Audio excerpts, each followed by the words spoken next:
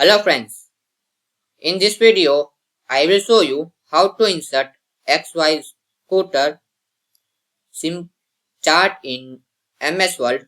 So very easily you can insert this chart. So firstly you need to click on insert.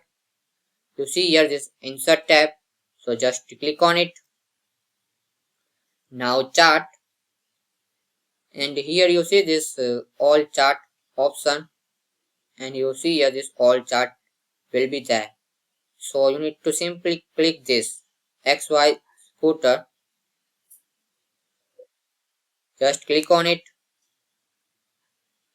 and here where so many style will be there, like this 3D balls and bubbles and more. So select it and press OK.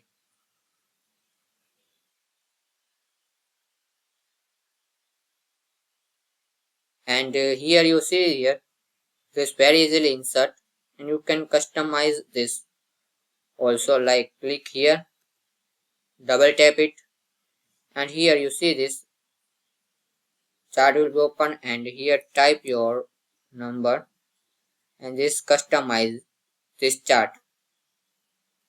So this way you can very easily insert. So thanks for watching this video. Please like, share and subscribe this channel for more useful videos. Thanks for watching.